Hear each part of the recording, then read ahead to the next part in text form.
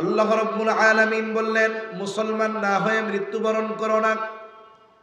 এর আগে আল্লাহ তাআলা বললেন, তোমরা আল্লাহ তাআলাকে ভয় করার মতো ভয় করো। এর আগে বললেন, হে ঈমানদারেরা, তোমরা মুত্তাকি হও, আল্লাহকে ভয় করো। তার মানে কথাগুলোর আলোকে এই বিষয়টা আমাদের বুঝে আসে, আল্লাহ তাআলা মুসলমান হওয়ার পরে মৃত্যুবরণ করতে বলেছেন। আর মুসলমান কে হতে পারে?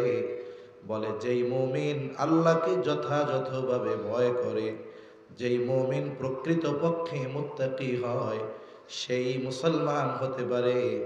আর একটা মুমিন প্রকৃতপক্ষে মুত্তাকি না হলে আসলে সে প্রকৃত মুসলমান হতে পারে না। আল্লাহ সুবহানাহু ওয়া তাআলা এই জন্য তাকওয়া অর্জনের নির্দেশ দিয়েছেন। নবীজি সাল্লাল্লাহু আলাইহি ওয়াসাল্লাম ও উম্মতকে, সাহাবায়ে কেরামকে তাকওয়া অর্জনের নির্দেশ দিয়েছেন। আমার আপনার নবীর এমন কোন খুতবা নাই যেই খুতবায় নবীজি তাকওয়ার কথা বলেন নাই। বারবার তিনি তাকওয়ার কথা বলতেন। আল্লাহ তাআলা কোরআনুল কারীমের মধ্যে তাকওয়ার নির্দেশ দিয়েছেন। কখনো কখনো ঈমানদারদেরকে উদ্দেশ্য করে আল্লাহ তাআলা তাকওয়া অর্জনের আদেশ দেন। আবার কখনো কখনো সমগ্র মানব জাতিকে উদ্দেশ্য করে আল্লাহ তাআলা তাকওয়া অর্জনের আদেশ দেন। যেমন কোরআনুল কারীমের প্রসিদ্ধ সূরা সূরাতুন নিসা। এই সূরার শুরুতে আল্লাহ তাআলা বলেন, ইয়া আইয়ুহান নাসুত্তাকু রাব্বাকুমুল্লাযী খলাকাকুম মিন নাফসিন ওয়াহিদাহ ওয়া খালাকা মিনহা যাওজাহা ওয়া বাথসা মিনহুমা রিজালান কাসীরান ওয়া নিসা। আল্লাহ রাব্বুল আলামিন বলেন, ইয়া আইয়ুহান নাস, হে মানব সম্প্রদায়, ইত্তাকু রাব্বাকুম, হে মানব সম্প্রদায়, তোমরা তোমাদের রবকে ভয় করো। এ পৃথিবীতে যত মানুষ আছে, হোক সে মুসলিম, হোক সে অমুসলিম, হোক সে আস্তিক কিংবা নাস্তিক, বলেন তো সকল মানুষের রব যিনি, তিনি কে? সকলের রব আল্লাহ। সে মুসলিম হোক কিংবা অমুসলিম হোক, সমগ্র মানব জাতিকে উদ্দেশ্য করে যখন আল্লাহ তাআলা তাকওয়ার নির্দেশ দেন, এখানে তাকওয়ার দ্বারা উদ্দেশ্য হলো ঈমান। এর মানে আল্লাহ তাআলা বলেন, হে মানব সম্প্রদায়, তোমরা তোমাদের রবের উপরে ঈমান আনো। বলে, কোন রব? বলে, খলাকাকুম মিন নাফসিন ওয়াহিদা, যেই রব তোমাদের সকলকে একটি প্রাণ থেকে সৃষ্টি করেছে। হে মানব সম্প্রদায়, তোমরা সকলে তোমাদের ওই রবের উপরে ঈমান আনো। কারণ তাফসীরের মধ্যে আসছে, একজন ব্যক্তি যখন বেঈমান থেকে ঈমানদার হয়, সেও মুত্তাকি, তবে সে মুত্তাকির সর্বোচ্চ স্তরে নয়, একেবারে সর্বনিম্ন স্তরে সে অবস্থান করে। আবার আল্লাহ তাআলা ঈমানদারদেরকে উদ্দেশ্য করে তাকওয়া অর্জনের নির্দেশ দিলেন। এই জায়গায় উদ্দেশ্যটা কি?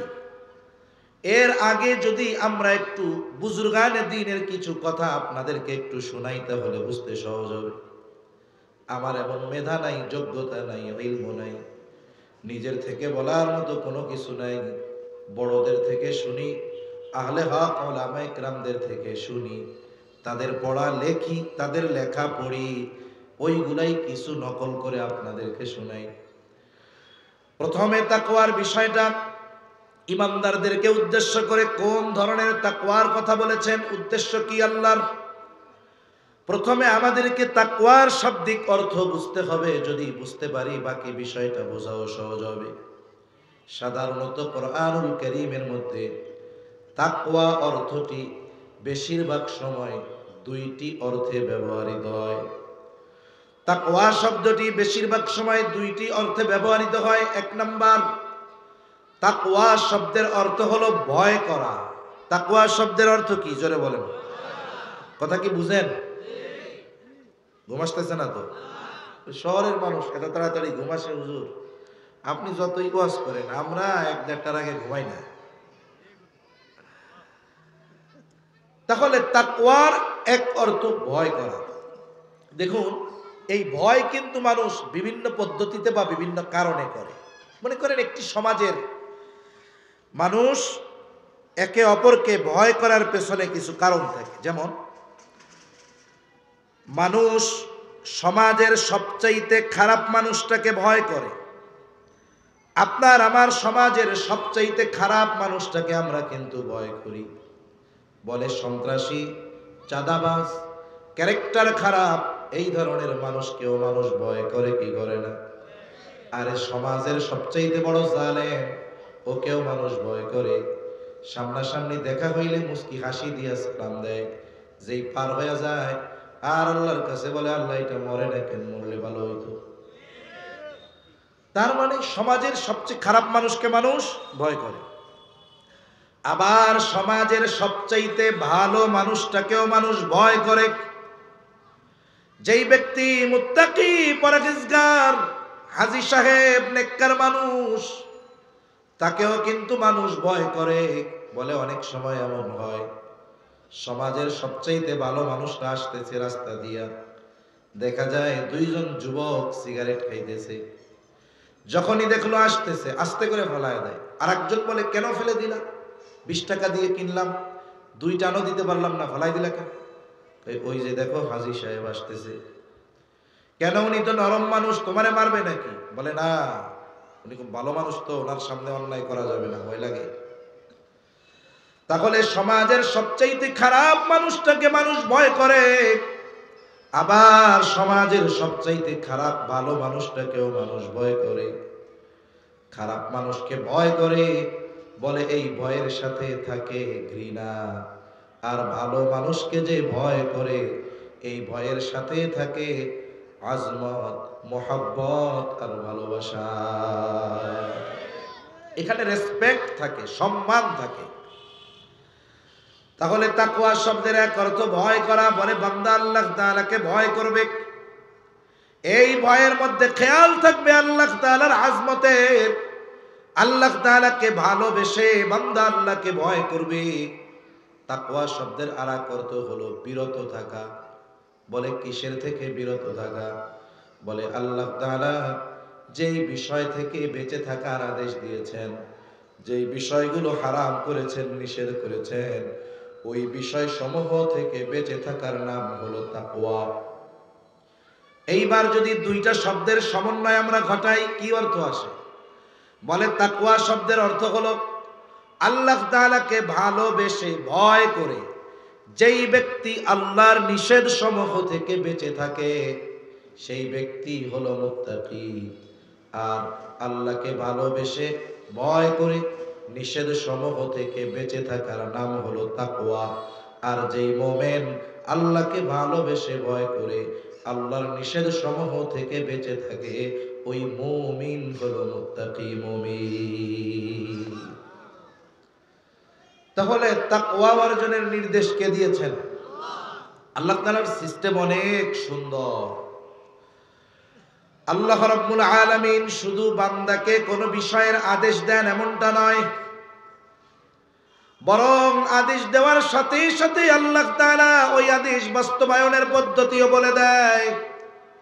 মনে করেন একটা মানুষ জীবনেও কোনোদিন কক্সবাজার যায় নাই, ঢাকার বাহিরে কোনোদিন যায় নাই, অথবা অন্য কোনো জায়গায় জীবনেও যায় নাই। এমন কোন জায়গায় আপনি যদি তাকে যাওয়ার আদেশ করেন, তার জন্য এই জায়গায় যাওয়াটা কঠিন মনে হবে। আপনি তারে বললেন তুমি যাইবা পঞ্চগড়, বাংলাদেশের একেবারে উত্তর পশ্চিম কর্নারে, সে জীবনে ঢাকা সিটি পার হয় নাই, ও শুনে কবে আমি মরে যাবো, যাইতে পারব না। আপনি তারে বললেন টেনশনের কারণ নাই, বিমানবন্দর রেল স্টেশন থেকে তোমারে ট্রেনে উঠাইয়া দিব, তুমি নামবা না। একবারে ট্রেন সর্বশেষ যেখানে গিয়ে থামবে, তোমাকে ওইখানেও নামা লাগবে না, বসে থাকবা, তোমাকে আইসা নামায় নিয়ে যাবে। এই যে আদেশ করলো পঞ্চগড় যাবা, কঠিন লাগছে, কিন্তু যখন যাওয়ার পদ্ধতি বলে দিল, আদেশ করার পরে তার জন্য যতটা কঠিন লাগতেছিল, বলেন তো পদ্ধতি বলে দেওয়ার পর আগের মতো তার কাছে কঠিন মনে হবে নাকি? কোরআনুল কারীমের মধ্যে আল্লাহ তাআলার যত আদেশ নিষেধ আছে, সব আদেশ নিষেধ বাস্তবায়নের পদ্ধতি বলে দিয়েছেন কে? আল্লাহ। পদ্ধতিটা সাধারণত দুই সিস্টেমে হয় আর কি। একটা হলো আদেশ করেন, তবে ওই আদেশ বাস্তবায়নের পদ্ধতি সুস্পষ্টভাবে বলে দেন না ঠিক, কিন্তু কোথায় গেলে ওই আদেশ বাস্তবায়ন করতে পারবে এটা আল্লাহ বলে দেয়। আর একটা হলো সুস্পষ্টভাবে আদেশ করার সাথে সাথে ওই আদেশ বাস্তবায়নের পদ্ধতিও আল্লাহ বলে দেন। দুইটারই একটু উদাহরণ দিই, তাহলে বুঝতে সহজ হবে। মনে করেন আদেশ করেছেন কিন্তু সরাসরি পদ্ধতি উল্লেখ করেননি। যেমন ঈমানের পরে সবচাইতে গুরুত্বপূর্ণ ইবাদত হলো নামাজ। নামাজের আদেশ আল্লাহ তাআলা করেছেন কোরআনুল কারীমের মধ্যে। 82 জায়গায় নামাজের কথা আছে। শুধু তাই না, নামাজ হলো এমন এক ইবাদত, কিয়ামতের দিন সর্বপ্রথম নামাজের হিসাব আল্লাহ তাআলা নেবেন। নবীজি বলেন, আউয়ালু মা ইউহাসাবু বিহিল আবদু ইয়াউমাল কিয়ামাতিস সালাহ। কিয়ামতের দিন সর্বপ্রথম নামাজের হিসাব নেওয়া হবে। কোরআনুল কারীমে আল্লাহ তাআলা নামাজের আদেশ করেছেন। এখন যদি সারা দুনিয়ার উলামায়ে কেরামকে বলা হয় শুধুমাত্র কোরআন থেকে, নবীর হাদিস ধরা যাবে না, নবীর সুন্নাহ ধরা যাবে না, সিরাত ধরা যাবে না, শুধুমাত্র কোরআনুল কারীম থেকে ফজরের নামাজের 2 রাকাত যেই সুন্নাত, যেই পদ্ধতিতে আমরা পড়ি, হুবহু ওই পদ্ধতিগুলো কোরআনুল কারীম থেকে বের করে দিতে হবে। চ্যালেঞ্জ দেওয়া যাবে, 100 বছরও যদি সময় দেওয়া হয়, ওই ফজরের 2 রাকাত নামাজের যত মাসলা মাসাইল আছে, পদ্ধতি আছে, শুধুমাত্র কোরআন থেকে বের করা সম্ভব নয়। তাহলে নামাজের আদেশ করেছেন আল্লাহ, কিন্তু পদ্ধতি আমাদের শিখিয়েছেন মুহাম্মাদুর রাসূলুল্লাহ সাল্লাল্লাহু আলাইহি ওয়াসাল্লাম। এখন নবীর কাছ থেকে শিখতে হবে, এটাও আল্লাহ বলেছেন। আল্লাহ তাআলা তার আদেশের আনুগত্য করতে বলেছেন, নবীজির আনুগত্য করতে বলেছেন, তার আনুগত্য করতে বলেছেন।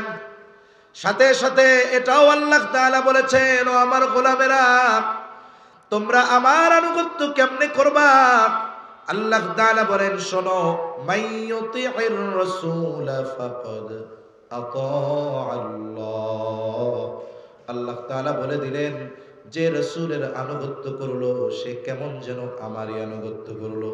তার মানে আল্লাহ তাআলার অনেক আদেশ আছে কোরআনে, বাস্তবায়নের পদ্ধতি যদি শিখতে হয় তাহলে যেতে হবে মুহাম্মাদুর রাসূলুল্লাহ সাল্লাল্লাহু আলাইহি ওয়াসাল্লামের জীবনে।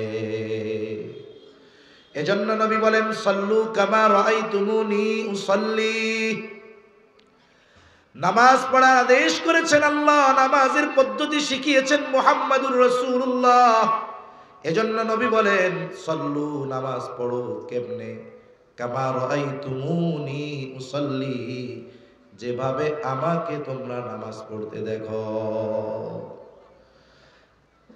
তাহলে আদেশ আল্লাহ করেছেন ঠিক, কিন্তু এই আদেশ বাস্তবায়নের পদ্ধতি আল্লাহ কোরআনে বলেন নাই। শিখতে হবে কার থেকে? মুহাম্মাদুর রাসূলুল্লাহ সাল্লাল্লাহু আলাইহি ওয়াসাল্লাম থেকে। এর নির্দেশনা আল্লাহ দিয়ে দিয়েছেন। কিন্তু তাকওয়ার আদেশ করার সাথে সাথে আল্লাহ তাআলা কোরআনুল কারীমের বিভিন্ন জায়গায় তাকওয়া অর্জনের পদ্ধতিও আল্লাহ শিখিয়ে দিয়েছেন। সুবহানাল্লাহ বলেন। একটা দুইটা পদ্ধতি আমরা জানবো ইনশাআল্লাহ। আল্লাহ রাব্বুল আলামিন বলেন, ইয়া আইয়ুহাল্লাযীনা আমানুত্তাকুল্লাহ। আল্লাহ তাআলা বলেন, হে ঈমানদারেরা, মুত্তাকি হও। মুত্তাকি কে? বলে, যেই ঈমানদার আল্লাহকে ভালোবেসে ভয় করে আল্লাহর নিষেধ সমূহ থেকে বেঁচে থাকে, এই হলো মুত্তাকি। এখন আমরা যদি জিজ্ঞাসা করি, আল্লাহ কেমন করে মুত্তাকি হব? আল্লাহ তাআলা বলেন, ওয়াকুনু মাস সাদিকিন। আল্লাহ তাআলা বলেন সত্যবাদীদের সঙ্গী হয়ে যাও। আল্লাহ তাআলা সত্যবাদীদের সঙ্গী হইতে বলছেন। আল্লাহ তাআলা আবেদিন বলেন নাই, যাকিরিন বলেন নাই। আল্লাহ বলেন নাই যারা আবেদ, ইবাদত করে অনেক, তাদের সঙ্গী হও। যারা জিকির করে অনেক, তাদের সঙ্গী হও। কেন? বলে এই সাদেক, এটা এমন একটা গুণ, সত্যবাদিতা এমন একটা গুণ, বলে যে এই গুণে পরিপূর্ণ গুণান্বিত হতে পারবে তার মধ্যে বাকি সমস্ত গুণ অন্তর্ভুক্ত থাকবে। সুবহানাল্লাহ। তার মানে যিনি সাদিকিনদের অন্তর্ভুক্ত, বলে তিনি জাকিরিনদের অন্তর্ভুক্ত। যিনি সাদিকিনদের অন্তর্ভুক্ত, বলে তিনি তো আবেদিনদের অন্তর্ভুক্ত। এই সব পার হইয়াই তো উনি সাদিকিনদের অন্তর্ভুক্ত হতে পেরেছেন। ঠিক কিনা বলেন? এটা গল্প শোনায় আপনাদের। মনে করেন গ্রাম অঞ্চলে এখনো অনেক জায়গায় আছে, প্রত্যন্ত অঞ্চল, আগের মুরব্বীরা মনে করে যে ম্যাট্রিক আইয়া পাশ করলে এই বেটা অনেক বড় শিক্ষিত। এজন্য এক সময় মুরব্বীদের মুখেও শুনছি, যদি কোনো এলাকায় কেউ কোনো মতে 2-3টা লেটার পাইয়া ম্যাট্রিক পাশ করতো, 5 গ্রাম পাড়ি দিয়ে ওকে দেখতে আসতো। লেটার মানে কি? বলে 3 সাবজেক্টে 80-র উপরে পাইছে। কিন্তু ওরে বাবা, 3 লেটার পাইয়া ম্যাট্রিক পাস করছে, একটু দেখে আসি তো। 5 গ্রাম পাড়ি দিয়ে তারে দেখতে যাইতো। এখন ঘরে ঘরে না, তাই পকেটে পকেটে ওইরকম পাস পাওয়া যায়। ঠিক কিনা বলেন? তা ওই রকম এক প্রত্যন্ত অঞ্চলের মানুষ, শহরে তো তখনও উচ্চ শিক্ষা ছিল, কিন্তু উচ্চ শিক্ষা এতটা প্রসার ছিল না। এখন এক লোক ওই রকম এক এলাকা থেকে শহরে এসে লেখাপড়া করছে, একেবারে অনার্স মাস্টার্স সব কমপ্লিট করছে, সাথে সাথে বিসিএস ক্যাডার, বিসিএস পাশ করে বড় সরকারি চাকরি পেয়েছে। লোকটা যখন তার ওই প্রত্যন্ত অঞ্চল গ্রামে গেছে, সারা এলাকায় সাড়া পড়ে গেছে যে আমাদের এলাকার সবচাইতে বড় শিক্ষিত ব্যক্তি আসছে বাড়িতে, এর চেহারাটা আমাদের দেখতে হবে। কারণ অনেক সময় আছে, অনেক জিনিস আছে মানুষের কাছে দেখার আগ্রহ বাড়ে। যেমন আমাদের দেশে এখন অনেক জায়গায় হয় ওয়াজ মাহফিল, মানুষ শুনতে যায় না, এগুলো দেখতে যায়। হয় কি হয় না বলে? কে আসতেছে? বলে অমুক সেলিব্রিটি আসতেছে, অথবা অমুক ব্যক্তি আসতেছে, খুব নাম কাম, ওয়াজ মাহফিল দেখতে যায়। আমি মাঝে মধ্যে বলি যে কোনো ওয়াজ মাহফিলে যদি কোনো আলেমকে দাওয়াত না দিয়ে হিরো আলমকে দাওয়াত দেওয়া হয়, বলেন তো হিরো আলম কি ওয়াজ করতে পারবে? মাহফিল তো ওয়াজ মাহফিল, তা হিরো আলম ওয়াজ করতে পারবে না, এটা আপনারা সবাই জানেন না? কিন্তু এরপরেও হিরো আলমরে যদি ওয়াজের চেয়ারে বসায় দেওয়া হয়, এতটুকু জায়গায় অসম্ভব। ঠিক কিনা বলেন? তাহলে মানুষ কত মেধাহীন, মানুষের জ্ঞান কোথায় গেছে যে হিরো আলম ওয়াজ করতে আসতেছে, ওই ওয়াজ মাহফিলে ঢল নামবে দেখার জন্য, অথচ ও জানে যে হিরো আলম ওয়াজ করতে পারবে না। তার মানে কম যারা আসছে এরা কি ওয়াজ শুনতে আসছে না হিরো আলমরে দেখতে আসছে? আমাদের দেশের সিস্টেম এরকম হয়েছে।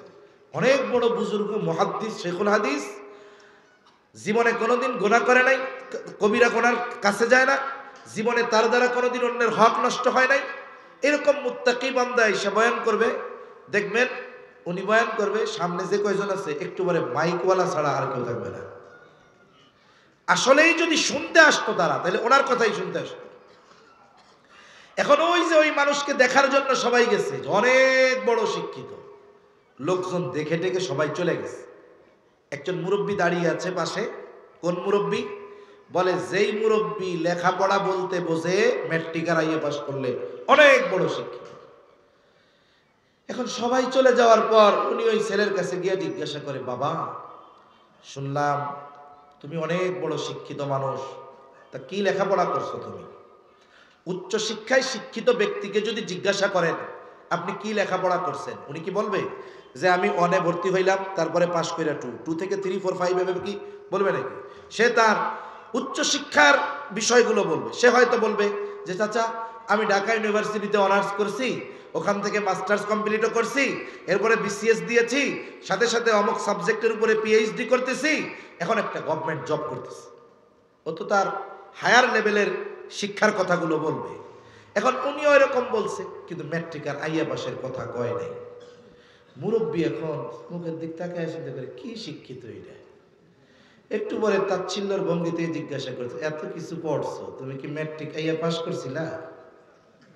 এখন আমারে কন্ত, উনি যদি ম্যাট্রিক আইয়া পাসই না করতো, উনি কি অনার্সে ভর্তি হইতে পারতো? অনার্স যদি কমপ্লিট না করতে পারতো, উনি কি মাস্টার্সে ভর্তি হইতে পারতো?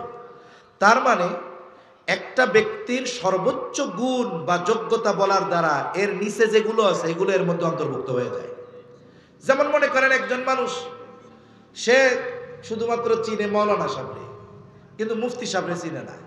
এখন একজনে জিজ্ঞাসা করছে, আপনার নাম কি? বলে, আমার নাম মুফতি আব্দুর রহিম। এখন উনি তো মৌলানা বুঝে, এখন বলে, আপনি মুফতি হয়েছেন বুঝলাম, আমাকে ইমাম সাহেব তো মৌলানা, আপনি কি মৌলানা হয়েছিলেন? এখন যেই আল্লাহর বান্দা মৌলানা হয় নাই, ও কি মুফতি হইতে পারবে? তার মানে একটা গুণ এমন অবস্থানের, ওইটা বলার দ্বারা বাকি যত ভালো গুণগুলো আছে এর মধ্যে অন্তর্ভুক্ত হয়ে যায়। যখন কোনো ব্যক্তি বাস্তবিক অর্থে সাদিকিনদের অন্তর্ভুক্ত হতে পারে, বাকি সব ভালো গুণ তার মধ্যে পাওয়া যায়। এই ধরনের মানুষের সংস্পর্শে থাকার দরকার। এখানে আল্লাহ তাআলা আমাদেরকে কয়েকটি বিষয়ের শিক্ষা দিয়েছেন। এক নম্বর বলে সোহবতের শিক্ষা দিয়েছেন, সঙ্গর শিক্ষা দিয়েছেন। প্রবাদ আছে না, সৎসঙ্গ স্বর্গবাস, অসৎসঙ্গ সর্বনাশ, সঙ্গ দোষে লোহাও বাসে। এজন্য বাস্তবতাও এরকম, বলে সঙ্গর একটা প্রভাব আছে। একজন ব্যক্তি সিগারেট খায় না, কিন্তু যদি সিগারেট খোরের পাশে বসে, দেখবেন ওর কাছেও বিড়ি খোরের মতো গন্ধ বলবে কি বলবে না? আবার যদি কোনো ব্যক্তি আতরের দোকানে গিয়ে বসে, কেনা লাগবে না, ওই জায়গায় কিছু সময় বসে থাকার কারণে তার গায়ে আতরের একটা প্রভাব পাওয়া যাবে। এই জন্য সঙ্গর কারণে মানুষের মধ্যে মানুষের গুণ প্রবেশ করে।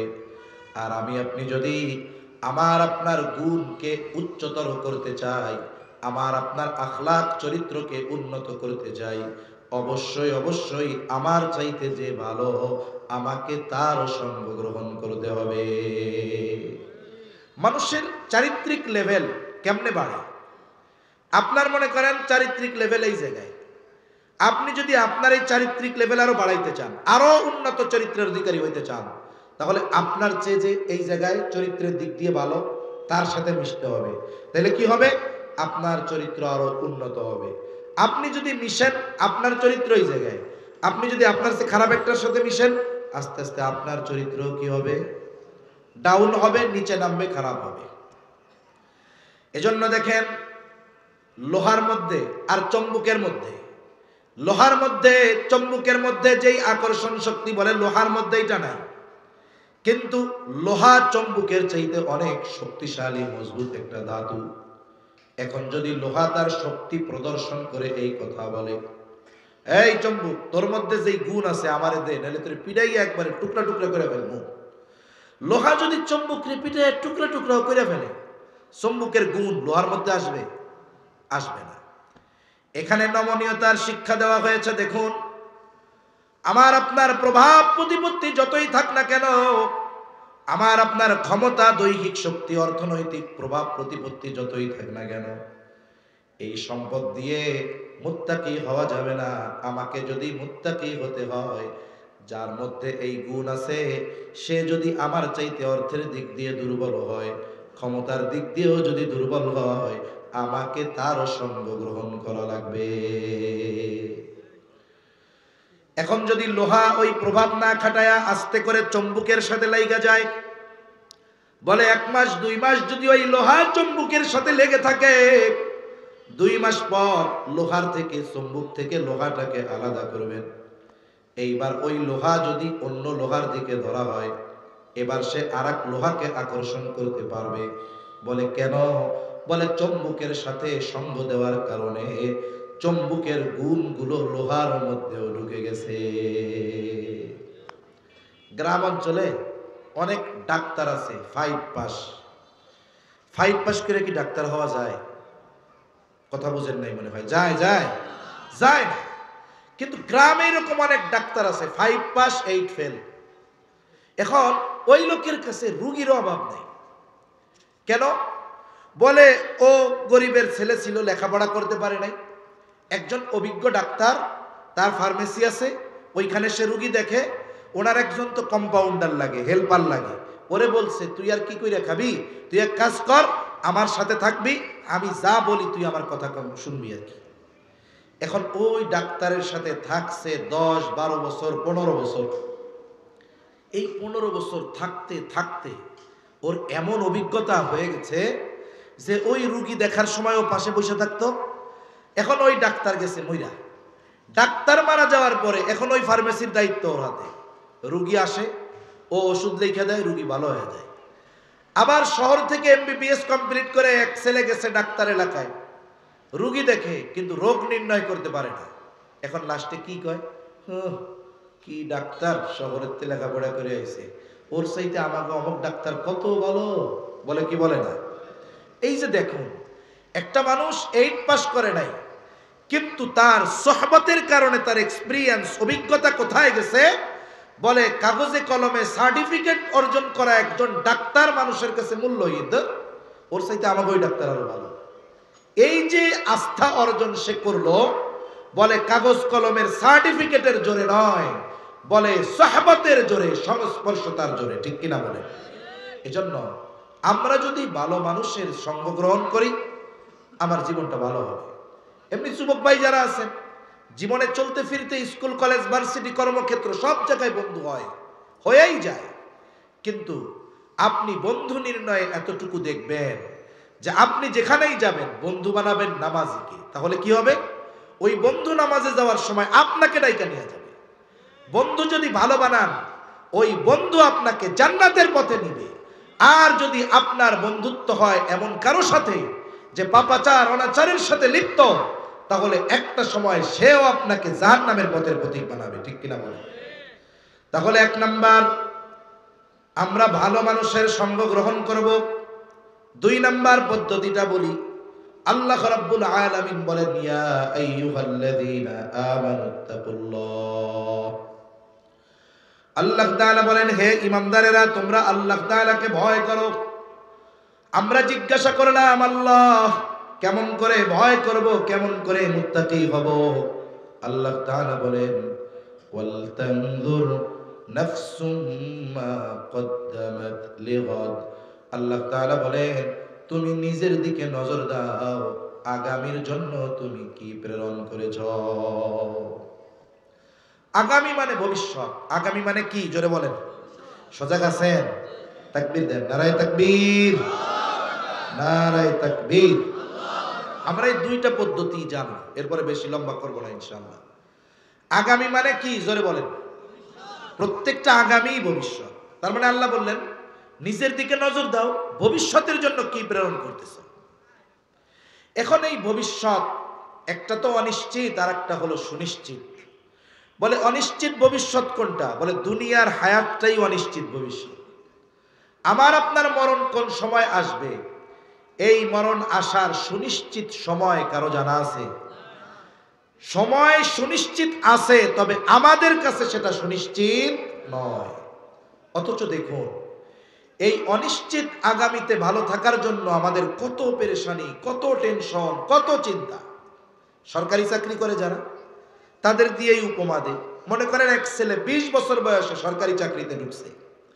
ও চাকরি করতে পারবে কত বছর পর্যন্ত? 60 বছর নাকি না 62 বছর? 60 বছরই ধরেন। তাহলে ওর চাকরি করতে পারবে যদি বেঁচে থাকে কত বছর? 40 বছর। 20 বছরে ঢুকছে। ওর যেই দিন থেকে বেতন চালু হয়, গভর্নমেন্ট তাকে পরিপূর্ণ বেতন দিয়ে দেয় না, বরং তার বেতনের পরিমাণের উপরে নির্ভর করে একটা পার্সেন্ট গভর্নমেন্ট কেটে রাখে। কেন কাটে? কেমন যেন গভর্নমেন্ট তাকে বলে, শোনো, তুমি নির্বিঘ্নে নিশ্চিন্তে তোমার কাজ চালায় যাও। তুমি হয়তো চিন্তা করতেছ, এখন তো তরুণ যুবক, 20 বছর বয়স, 60 বছরে যখন তুমি চাকরি ছেড়ে দিবা, তুমি কি খাইবা? কারণ তখন তুমি বৃদ্ধ হয়ে যাইবা, কাজ করার মতো শক্তি, সামর্থ্য, ইচ্ছা তোমার থাকবে না। গভর্নমেন্ট কেমন যেন বলে, চিন্তার কোনো কারণ নাই। তোমার বেতন থেকে প্রতি মাসে যেই টাকা কেটে রাখা হয়, যখন তোমার চাকরি শেষ হবে, ওই টাকার দ্বিগুণ পরিমাণ টাকা তোমাকে দিয়া আমরা বাড়িতে পাঠাবো। আবার প্রতি মাসে মাসে কিছু টাকাও তোমাকে আরো দেওয়া হবে, পেনশন দেওয়া হবে। তোমার বুড়াকালে কোনো চিন্তা নেই।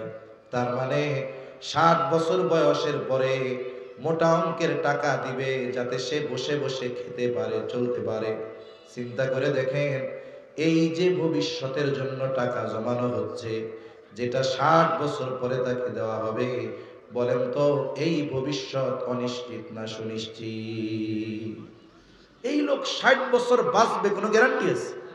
অথচ দেখুন 20 বছর বয়সে চিন্তা করতেছে, আরে বুড়াকালে কি খামুরে। অথচ আল্লাহ তাআলা সুনিশ্চিত ভবিষ্যতের কথা বলেছেন। সুনিশ্চিত ভবিষ্যৎ হলো কবর, সুনিশ্চিত ভবিষ্যৎ হাসর, সুনিশ্চিত ভবিষ্যৎ কারো জন্য জান্নাত, কারো জন্য জাহান্নাম। এই জন্য আল্লাহ তাআলা কেমন যেন বলেন, বান্দা তুমি ওই সুনিশ্চিত আগামীর জন্য কি প্রেরণ করেছো? দুনিয়ায় বুড়াকালে ভালো থাকার জন্য টাকা জমাও, আর আখিরাতে অনন্তকালে ভালো থাকার জন্য তুমি কি প্রেরণ করেছো, এটা একটু তুমি হিসাব কইরো। এই জন্য বুজুর্গানে দিন আমাদেরকে মুহাসাবার কথা বলেন, হিসাবের কথা বলেন। হিসাবের কথা আসলেই আমরা চিন্তা করি টাকা পয়সার হিসাব, কিন্তু এখানে টাকা পয়সার হিসাবের কথা বলা হয় না। এখানে আমার জীবনের হিসাব করতে হবে, আমলের হিসাব করতে হবে।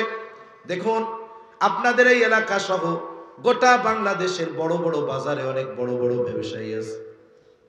একজন আদর্শ ব্যবসায়ীর কিছু গুণ আছে। অনেক মানুষ আছে কোটি টাকা পুঁজি নিয়ে ব্যবসা শুরু করছে, 2 বছর 9 ঘুরতেই দেখা যায় ব্যবসা সব শেষ। আছে না এরকম? মনে করেন বাপ বিদেশ থাকে, অনেক টাকা ইনকাম করছে, ছেলে বাড়িতে মোটর সাইকেল নিয়ে ঘুরে বেড়ায়, কাজ কাম কিছুই করে না। বাবা এখন মোটা অঙ্কের টাকা নিয়ে বাড়ি আসছে, এখন ছেলের বিবাহ দিতে চায়।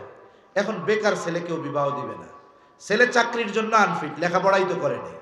এবার ছেলে বলে, আব্বা এক কাজ করেন, আপনি তো কোটি টাকা নিয়ে আসছেন, এগুলো তো সব আমার জন্য, 50 লাখ টাকা দিয়ে আমার একটা দোকান দিয়ে দেন। এইবার 20 লাখ টাকা অ্যাডভান্স দিয়ে মনে করেন দোকান নিছে, বা 10 লাখ টাকা অ্যাডভান্স দিয়ে দোকান নিছে, 10 লাখ টাকার ডেকোরেশন করছে, আর 30 লাখ টাকা দিয়ে দোকান ভরপুর মাল উঠায় দিছে। মোট ইনভেস্ট কত লাখ? 50 লাখ। যার ব্যবসার এক্সপিরিয়েন্স নাই, অভিজ্ঞতা নাই, যে পরিশ্রমে অভ্যস্ত নয়, যার নিজের জীবনেরই হিসাব ঠিক নাই, ও হিসাব ঠিক রেখে ব্যবসা করবে? এখন ব্যবসার নিয়ম কি? বলে ব্যবসায়ী যখন ব্যবসা শুরু করবে, বেচা কেনা না হইলেও ওর দোকান খুলে বসে থাকতে হবে। আপনি বড় বড় মার্কেটগুলাই যান, দেখবেন দোকানদার জিমাইতেছে, নাইলে মশা মারতেছে, নাইলে মাছি মারতেছে। আপনি যদি জিজ্ঞাসা করেন কাস্টমার নাই, বইয়া থেকে লাভ কি? ভাই লাভ আছে। এই যে সে বসে থাকতেছে, সে জানে যে আমার এই বসে থাকার মাধ্যমে এখন হয়তো আমার খরচের টাকা উঠতেছে না, কিন্তু আমি যদি এটা কন্টিনিউ করতে থাকি, তাহলে 2-3টা সিজন পাইলে গোটা বছরের লাভ এমনি উঠে আসবে। ঠিক কিনা বলেন? আর যদি ধৈর্য না থাকে কি করবে? সকালে বসছি 12টা বাজে, একটা কাস্টমারের খবর নেই, যা দোকান বন্ধ করে হোন্ডা নিয়ে বন্ধুদের সাথে আড্ডা দিতে চলে গেছে। আবার যে বাকি চায় তারে দেয় কিছু, লেখে টেকে না। 6 মাস পরে দেখা যাবে দোকানও আছে, ডেকোরেশনও আছে, কিন্তু মাল জিনিস কিছু নেই। ঠিক কিনা বলেন? আবার কত আল্লাহর বান্দা এরকম আছে, 100 টাকা দিয়ে শুরু করছে ব্যবসা, বছর না ঘুরতে এক সময় তার ব্যবসার বরকত বাড়তেছে, একটা সময় কোটি টাকার মালিক। একজন আলেমের কথা শুনলাম, করোনাকালীন সময়ে 2020-21 সালের দিকে উনি ব্যবসা শুরু করছে 2500 টাকা পুঁজি নিয়ে। উনি এখন ওনার বিজনেস ভ্যালু, মানে ওনার মূলধন এখন কোটি টাকার উপরে। উনি যদি বৈশা থাকতো তাইলে কি এটা হইতো? ওনাকে কিছু নিয়ম নীতি ফলো করা লাগছে।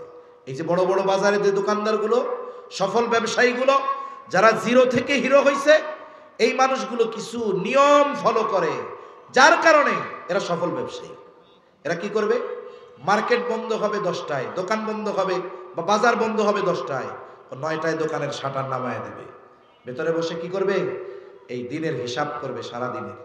4 ধরনের হিসাব করে সাধারণত। 1 নাম্বার হিসাব করে আজকে বেচা কেনা কত হলো। 2 নাম্বার হিসাব আজকে মাল জিনিস কয় টাকার কিনলাম। 3 নাম্বার হিসাব করে আজকে বাকি কত গেল। যে যেই ব্যবসা করে সর্বশেষ তার বিক্রয়ের উপরে নির্ভর করে আজকের লাভ কত হইল এটা বের করতে পারে। যে ব্যবসায়ী তার হিসাব হলো 1 লাখ টাকা বেচা কেনা হইলে 20,000 লাভ হবে, তার 20% লাভ। কারণ অভিজ্ঞ ব্যবসায়ী, মুদি দোকানদার হোক, ওকে জিজ্ঞাসা করবেন যদি তোমার এই মাল 1 লক্ষ টাকা নগদ বিক্রি হয়, একবারে মিলাই জিলায়া লাভ কত হবে? ও বলবে যা তা 19-20 হতে পারে, বেশি বেশ কম হবে না। কিন্তু অন্যান্য কিছু পণ্য আছে যেগুলো একবারে A to Z সমান সমান বলতে পারে। সিমেন্টের ব্যবসায়ী ও বলতে পারবে যে ওর যদি 100 বস্তা বা 1000 বস্তা সিমেন্ট বিক্রি হয় কত টাকা লাভ। এখন ও হিসাব করছে, ওর হিসাব আমার 1 লাখ বিক্রি হলে আমার লাভ হবে 20,000। 1 লাখ বিক্রয় ঠিক আছে, তবে বাকির খাতায় গিয়ে দেখে 25,000 টাকা বাকি গেছে। বলেন তো, আজকের দিন তার লাভ ছিল 20,000, বাকি গেছে 25,000। তার মানে আজকের লাভ কি তার পকেটে আছে? নাই। এই গতিতে যদি 5 মাস তার ব্যবসা চলে তাহলে ব্যবসা শেষ হয়ে যাবে। এবার এই অবস্থা দেখে সে কি করে? কর্মচারীদেরকে ব্রিফিং দেয়, এই শোনো, আমার 1 লাখ সেল দিয়া 25,000 বাকি দিয়া 20,000 লাভ করার দরকার নেই। আমি নগদ বিক্রয় করব 50,000, আমার অর্ধেক লাভ 10,000 লাভ হবে। আমার 1 লক্ষ সেল দেওয়ার দরকার নাই, যা বিক্রয় করব সব নগদ। এবার বলে শোনো, আগামী দিন থেকে যদি আমার বাবাও বাকি চায় 1 টাকাও বাকি দিবা না। এই বলে দোকান বন্ধ করে বাড়িতে চলে গেল। তার মানে কি হলো? এই আধা ঘন্টার হিসাব তার আগামী দিন ব্যবসা পরিচালনার পদ্ধতি গ্রহণে তাকে সহায়তা করলো, যে আগামীকাল আমার ব্যবসাটা কোন পদ্ধতিতে পরিচালিত হবে। তার মানে একজন হিসাবী ব্যবসায়ী সে প্রতিনিয়ত তার ব্যবসার সিস্টেম পরিবর্তন করে। অনুরূপভাবে আমি আপনি যদি আমার আপনার জীবনের হিসাব করি তাহলে আমাদের জীবনের পথ চলাও পরিবর্তন হবে। এই জন্য বুজুর্গানে দিন বলেন, রাতের বেলা যখন আমি আপনি বিছানার মধ্যে শুয়ে যাব, বালিশের সাথে মাথাটা লাগায়া মোবাইলটা হাতে নিব না। আধুনিক বিজ্ঞান বলে, চিকিৎসা বিজ্ঞান বলে, রাতের বেলায় যখন আপনি শোন, মাথার কাছে যদি মোবাইল থাকে, এই মোবাইলের রেডিয়েশন এটা আপনারও ক্ষতি হবে, বাচ্চারও ক্ষতি হবে। এজন্য উচিত কমপক্ষে 6 ফিট দূরে রেখে দেওয়া। আপনি বালিশের সাথে মাথা লাগায় শুইলেন, মানুষের অভ্যাস হলো রাতে যখন একেবারে সে শুয়ে পড়বে, ওই সময় সে যেই চিন্তা করে তার প্রভাব গোটা রাত তার মধ্যে থাকে। এবার শুয়ে শুয়ে হিসাব করেন, আজকে আমার ভালো কাজ কতগুলা আর মন্দ কাজ কতগুলা। আমাকে যদি বলেন 5 মিনিটে আমি হিসাব বের করে দিতে পারবো। আপনি হিসাব করেন, দেখা গেল এক আল্লাহর বান্দা হিসাব শুরু করছে। হিসাব করার পরে দেখে আজকে তার গুনার পরিমাণ বেশি, ভালো কাজ কম। ওই যে রাতে শুয়া চিন্তা করতেছে, এর প্রভাব তার মধ্যে পড়ছে। হয়তো সে চিন্তা করবে, আহারে আমার বিগত হায়াতের হিসাবটাও যদি এমন হয় যে গুনাহ বেশি সওয়াব কম, আর আল্লাহ না করুন আজ রাতটাই যদি আমার জীবনের শেষ রাত হয়ে যায়, তাহলে কিয়ামতের দিন আল্লাহ তাআলার সামনে গুনার বোঝা নিয়ে আমাকে হাজির হওয়া লাগবে। এই যে তার আত্মচিন্তা, হয়তো এই চিন্তা তাকে তাওবা করতে উদ্বুদ্ধ করবে, ঠিক কিনা বলেন? মনে রাখবেন, মানুষের কোন কথায় কোন চিন্তায় জীবনের পরিবর্তন হয় বলা তো যায় না। আরে খলিফাতুল মুসলিমিন হযরত ওমর রাদিয়াল্লাহু তাআলা 100 লাল উট পুরস্কার পাবেন। মুহাম্মাদুর রাসূলুল্লাহ সাল্লাল্লাহু আলাইহি ওয়াসাল্লামের মাথা আনতে যাইতেছে, পথিমধ্যে একজন ঢুকায় দিছে, কই যাও? ওই দলের লোক তো তোমার ঘরের মধ্যে। এই এক কথায় পরিবর্তন, রাস্তা পরিবর্তন গেছে। আমাদের ঘটনা জানা, এই ঘটনাকে কেন্দ্র করে আল্লাহ সুবহানাহু ওয়া তাআলা তার জীবনকে পরিবর্তন করে দিয়েছে, ঠিক কিনা বলে? হায় হায়। এই জন্য মানুষের কোন কথা কোন চিন্তা জীবনের পরিবর্তন হয় বলা যায় নাকি? বলা যায়। হাদিস থেকে একটা ঘটনা শোনাই আপনাদের। রাসূলুল্লাহ সাল্লাল্লাহু আলাইহি ওয়াসাল্লাম বনি ইসরাইলের এক জালেম, তার নাম ছিল কিফিল, কাফফালাম দিয়া বলে কিফিল। নবীজি এই জালেমের ঘটনা একবার দুইবার না, সাহাবায়ে কেরামকে বারবার শোনাইছেন। জালেম কিফিল, নবীজি বলেন এমন কোন পাপ নাই সে করে নাই, জালেম কিফিল এমন কোনো অন্যায় নাই জালেম কিফিল করে নাই। এইবার কিফিল তার পাপগুলোর মধ্যে একটা পাপ, বলে সে মানুষকে সুদের উপরে টাকা দিত। সুদখোর। এক সময় তো মনে করতাম ব্যাংকেই মনে হয় সুদি কারবার চলে, কিন্তু প্রত্যন্ত অঞ্চল গ্রাম অঞ্চলে গিয়ে দেখি ঘরে ঘরে মহিলারা সুদের সাথে জড়ায় গেছে।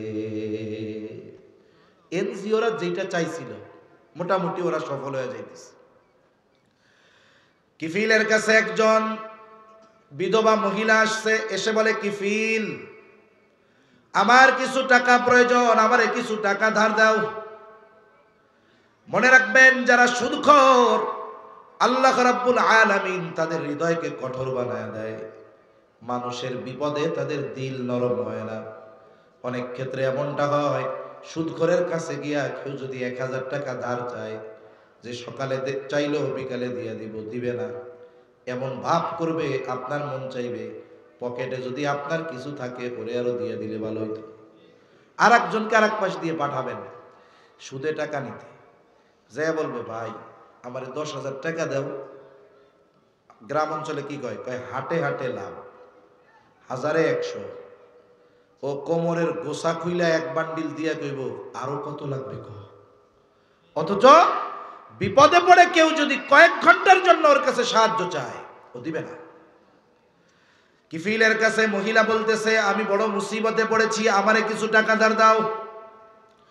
কিফিল বলে, আমি টাকা ধার দিব না, তুমি যদি সুদের উপরে নিতে পারো, লাভ দিতে পারো, তাইলে নাও। মহিলা বলে, কিফিল রে, আমি যদি সুদের লাভ দিতে পারতাম তাইলে কি তোমার কাছে টাকা চাইতাম নাকি? জালেম কিফিল মহিলাকে বলে, শোনো, তুমি যদি টাকা লাভ না দিতে পারো তাহলে অমুক দিন আমার সাথে জিনায় লিপ্ত হবা। হাদিসের মধ্যে আসছে, কাদাল ফাকিরু আইয়াকুনা কুফরা, দরিদ্রতা মানুষকে কুফরি পর্যন্ত পৌঁছিয়ে দেয়। আমার আপনার সমাজে অনেক মানুষ আমার আপনার পাশে অপরাধে জড়ায় গেছে। সবার কাছে যদি খোঁজ নেন, দেখা যাবে যে এই অপরাধে জড়ানোর ক্ষেত্রে এটা তার ইচ্ছা বা ভালো লাগে এই জন্য নয়, বরং অনেকে অভাবের কারণে এই অপরাধের পথ বেছে নিতে বাধ্য হয়েছে। এজন্য যদি এমন হয়, আমার আপনার আশেপাশের প্রতিবেশী কেউ, আমি আপনি সামর্থ্যবান, কিন্তু সে অপরাধে জড়িয়েছে, কেন? বলে তার বিপদে কেউ পাশে দাঁড়ায় নাই, অর্থ দরকার, দাঁড়ায় নাই, একটু সহযোগিতা দরকার, করে নাই, এখন সে অপরাধে জড়ায় গেছে।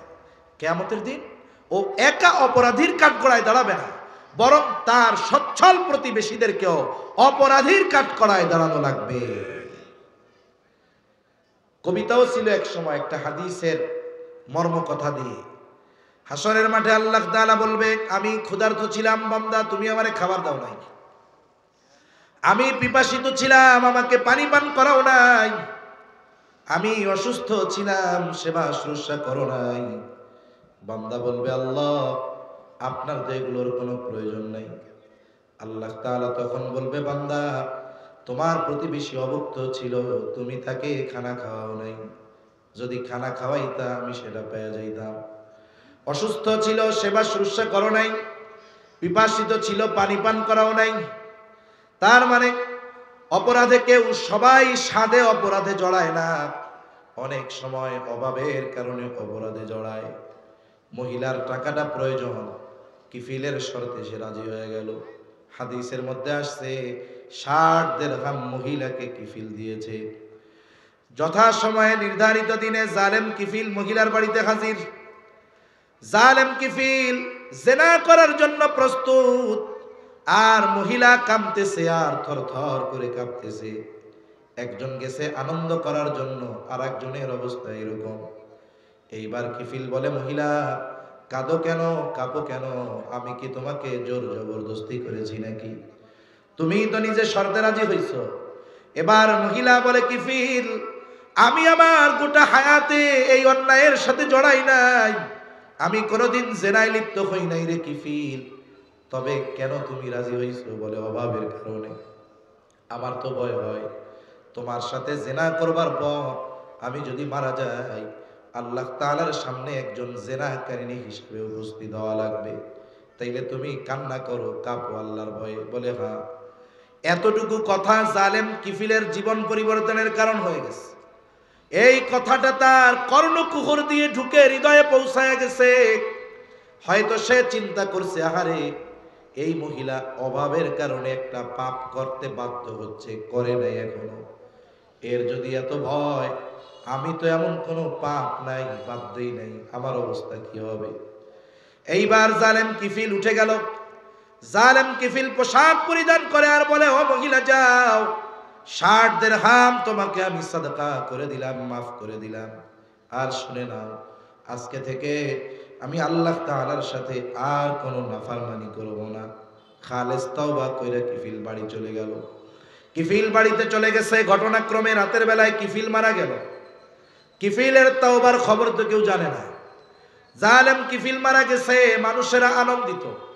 কারণ সমাজে কিছু মানুষ আছে, এরা মারা যাবার পর পড়ার কথা ছিল ইন্না লিল্লাহ, মানুষে কয় আলহামদুলিল্লাহ। আছে না নাই? মাঝে মধ্যে ফেসবুকের কল্যাণে দেখি একবারে তাগড়া টকবকে এক যুবক, সুন্দর চেহারা, হোন্ডা অ্যাক্সিডেন্ট করে মরছে। তা এত সুন্দর যুবক মারা গেল, আরে এবার কমেন্ট বক্সে ঢুকে দেখি সব আলহামদুলিল্লাহ, কোনো ইন্না লিল্লাহ নেই, সব আলহামদুলিল্লাহ। মনে রাখতে হবে যে কাদের বেলায় এই আলহামদুলিল্লাহ মরার পরে বলেছে, আমরাও যেন আমাদেরকে ওই দলের শামিল না বানায়া ফেলি। মনে রাখতে হবে যে একদল মরছে আলহামদুলিল্লাহ বলছে মানুষ, আবার এমন কেউ যেন ওই স্থান পূর্ণ না করে যে তাদের মৃত্যুতে আবার আলহামদুলিল্লাহ না বলা শুরু হয়। এজন্য মনে রাখতে হবে, এক সময় যারা জালেম ছিল, যারা মাজলুম ছিল, পৃথিবীর ইতিহাস এরকম অনেক ঘটছে। এক সময় যে মাজলুম, জালেম পতনের পরে এক সময় ওই মাজলুম আগের জালেমকেও হার মানায় দিয়েছে। আমরা ওই জালেমের ইতিহাসের পুনরাবৃত্তি চাই না, ঠিক কিনা বলেন? মনে রাখতে হবে জুলুমের একটা শেষ আছে। এজন্য আগামীর পথ চলা আল্লাহ কাদের হাতে নেতৃত্ব দিবে বলা যায় না। আল্লাহ যাদের নেতৃত্ব দিবে এরা সচেতনতার সাথে, সতর্কতার সাথে সামনে অগ্রসর হতে হবে, তাহলে মানুষের দোয়া পাওয়া যাবে, ঠিক কিনা বলে? একটা প্রবাদ আছে না, কি বলে, যেদিন এসেছিলে ভবে, কেঁদেছিলে তুমি, হেসেছিল সবে, এমন জীবন তুমি করিও গঠন, মরণে হাসিবে তুমি, কাঁদিবে ভুবন। এই জন্য জালেমের মৃত্যুতে মানুষ অনেক সময় খুশি হয়। মানুষেরা তো জানে কিফিল জালেম, কিফিল জালেম, বলে জালেম মরছে ভালো হয়েছে, কিন্তু কিফিলের তওবা আল্লাহ তাআলা কবুল করে নিয়েছে। কিফিলের দরজার উপরে আল্লাহ তাআলা লিখে দিয়েছেন, কদ গফারাল্লাহু লিল কিফ, আল্লাহ তাআলা কিফিলকে ক্ষমা করে দিয়েছে। তোমরা কিফিলকে জালেম বলো না, কিফিলকে আল্লাহ রাব্বুল আলামিন ক্ষমা করে দিয়েছে। তাহলে একটা কথা, একটা চিন্তা এত বড় একটা জালেমের জীবন পরিবর্তনের কারণ হয়ে গেছে। এখন ওই ব্যক্তি যদি চিন্তা করে, আরে আমার যদি বিগত হায়াতের অবস্থাও এরকম হয় যে পাপ বেশি সওয়াব কম, আমি যদি মারা যাই তাহলে তো আমার কাল কিয়ামতে আল্লাহর সামনে গুনার পাহাড় নিয়ে দাঁড়ানো লাগবে। এই ভয়, আশা করা যায় ও তাওবা করবে। ওর তাওবার খবর কেউ না জানুক, জানবে কে? আরো জোরে কে? মনে করেন তাওবা করলো, আল্লাহ না করুক ওই রাত তার জীবনের শেষ রাত হলো। কারণ ঘুমকে বলা হয় মৃত্যুর মতো, আন্নাউমু কাল মাউত, ঘুম মৃত্যুর মতো। রাতে আমরা ঘুমাই, বলে ঘুমাইলাম, ঘুম ভাঙলে সকাল, না ভাঙলে পরকাল। এই ব্যক্তি যদি ওই রকম তাওবা করে, আর যদি ওই রাতটাই তার জীবনের শেষ রাত হয়ে যায়, আশা করা যায় কিয়ামতের ময়দানে আমল নামায় গুনাহ শূন্য হয়ে সে আল্লাহর সামনে হাজির হবে।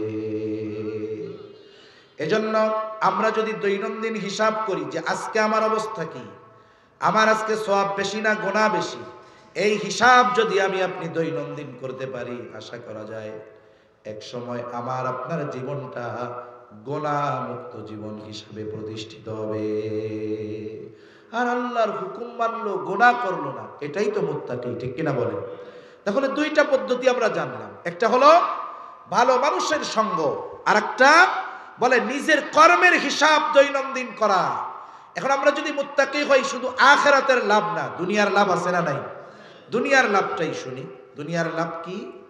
আল্লাহ রাব্বুল আলামিন বলেন, ওয়ামান ইয়াত্তাকিল্লাহা ইয়াজআল লাহু মাখরাজা ওয়া ইয়ারযুকুহু মিন হাইথু লা ইয়াহতাসিব।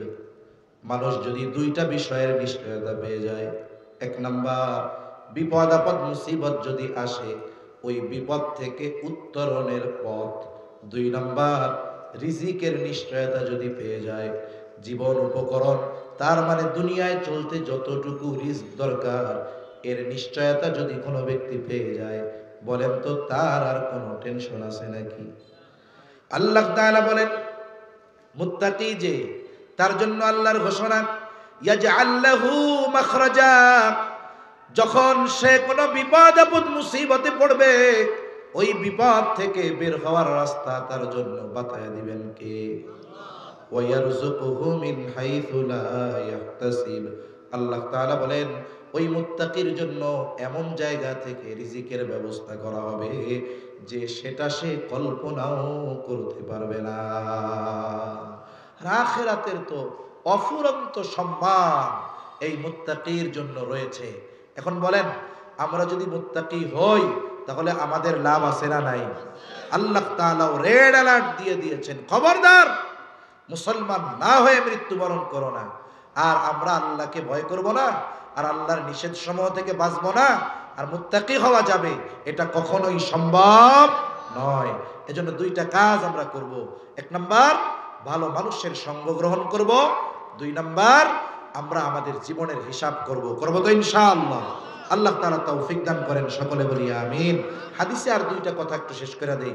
আল্লাহর নবী হযরত আবু যর রাদিয়াল্লাহু তাআলা আনহুকে বলতেছে, তুমি যেখানেই থাকো না কেন আল্লাহকে ভয় করবা। দুই নম্বর, নবীজি বলেন ওয়াতবি'is সাইয়্যাতাল হাসানাতা তামহুহা। নবীজি সাল্লাল্লাহু আলাইহি ওয়াসাল্লাম বলেন, আবু যর, তোমার দ্বারা যদি কখনো মন্দ কাজ হয়ে যায়, তুমি ভালো কাজ করবা। কেন? আল্লাহ বলেন ইন্নাল হাসানাতি ইউযহিবুনাস সাইয়্যাত। হ্যাঁ, আমাদের যদি মন্দ কাজ হয়ে যায়, ভালো কাজ করলে কি হবে? নবীজি বলেন তামহুহা, ওই ভালো কাজ মন্দ কাজকে মিটায়া দিবে।